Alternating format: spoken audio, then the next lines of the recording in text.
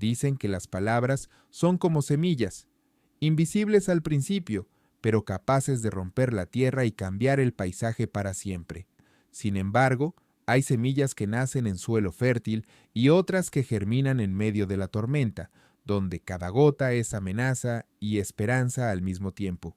Un simple discurso puede ser un susurro que se pierde en el viento o una detonación que reescribe el destino de un pueblo. En 1963, un hombre subió a las escalinatas del monumento a Lincoln con un mensaje que parecía soñar despierto.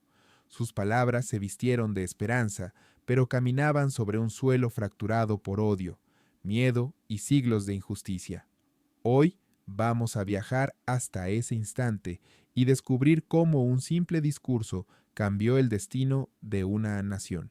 El 28 de agosto de 1963, Washington, D.C. amaneció como si la historia misma hubiera decidido detenerse a escuchar. Cientos de miles de personas llegaron en silencio, portando pancartas, rostros cansados y corazones que latían al ritmo de una misma urgencia. En las calles, el calor no solo venía del sol, era el ardor acumulado de generaciones enteras que habían aprendido a vivir en la sombra. Aquella marcha no era solo un acto político, era un acto de supervivencia espiritual, una exigencia de dignidad humana en un país que aún no se reconocía a sí mismo. Martin Luther King Jr. estaba en el centro de esa marea. A simple vista, parecía un hombre calmo, casi sereno, pero detrás de su mirada se ocultaba el peso de amenazas de muerte, cartas anónimas y el constante riesgo de que la violencia estallara en cualquier momento. Había llegado a ese día tras años de liderazgo, persecuciones y cárceles. Lo que iba a decir no era un discurso más, era un arma cargada de sentido, una invitación a soñar en un mundo que aún se resistía a despertar. El ambiente estaba cargado, el eco de las voces, el olor a sudor y polvo, las sirenas a lo lejos, todo era parte de una atmósfera que oscilaba entre la esperanza y el peligro. Allí, frente a la inmensidad blanca del monumento a Lincoln, King iba a pronunciar unas palabras que no buscaban convencer desde la fuerza bruta, sino desde una fuerza mucho más peligrosa para los opresores, la fuerza de una visión compartida. Su estrategia era clara: tocar las fibras más profundas del alma, donde el miedo y la fe se entrelazan. Cuando empezó a hablar, sus frases parecían tejerse con el aire. No eran meros enunciados políticos, eran cuadros pintados con luz y sombra. Tengo un sueño, repetía, y esa repetición se volvía un golpe rítmico que perforaba el muro invisible entre el oyente y la idea. Aquí la psicología oscura jugaba su papel. No se trataba de dar datos o cifras, sino de provocar una experiencia emocional que dejara una huella imborrable. En cada pausa, el silencio se transformaba en un espejo donde cada persona veía su propio anhelo. El discurso, aunque vestido de esperanza, llevaba el filo de una advertencia implícita. Si ese sueño no se cumplía, la nación se enfrentaría a consecuencias impredecibles. King no amenazaba con violencia. Su amenaza era más profunda: la desintegración moral del país. Era un llamado a salvar el alma de Estados Unidos antes de que se perdiera en su propia oscuridad. A medida que avanzaba, el público se transformaba. Rostros serios se iluminaban, lágrimas corrían sin permiso, manos se estrechaban entre desconocidos. Era el poder ancestral del lenguaje, convertir a la multitud en un solo organismo vivo.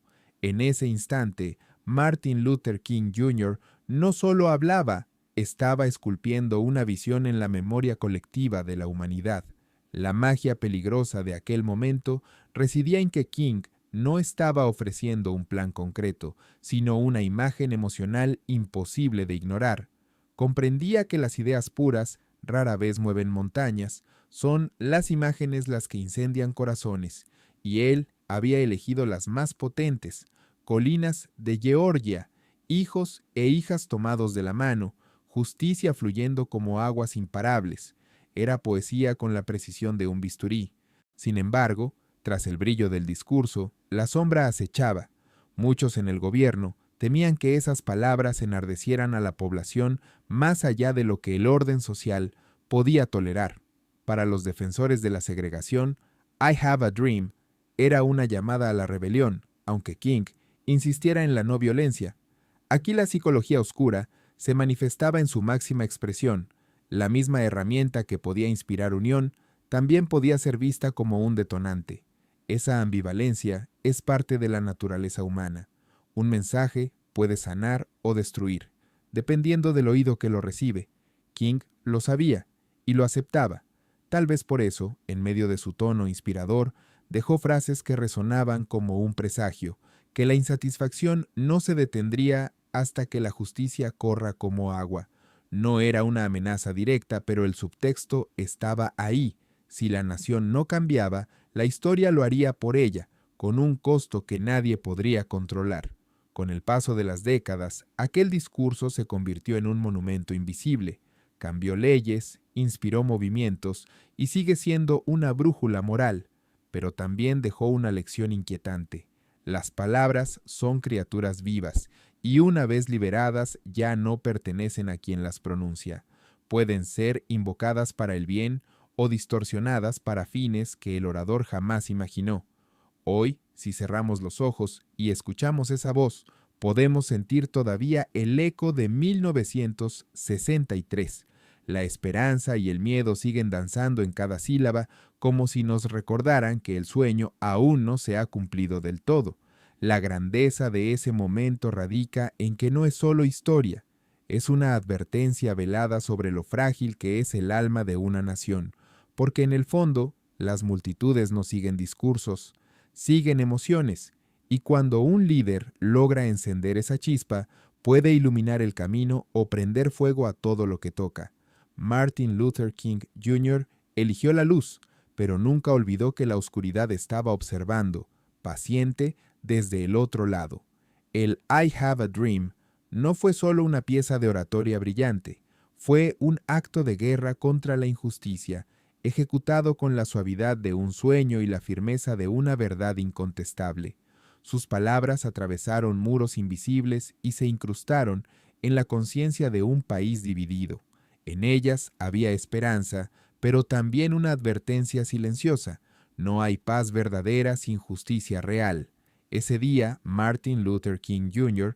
recordó al mundo que el poder de un discurso no está en la voz que lo pronuncia, sino en la visión que despierta, y que incluso el sueño más luminoso proyecta sombras, porque donde hay luz, la oscuridad siempre encuentra un lugar donde esconderse. Si esta historia te hizo sentir, reflexionar o cuestionar, te invito a suscribirte y dejarme tu opinión en los comentarios. Tus palabras, como las de King, también pueden encender ideas y abrir caminos. Recuerda, un solo discurso puede cambiar una nación, pero también puede cambiarte a ti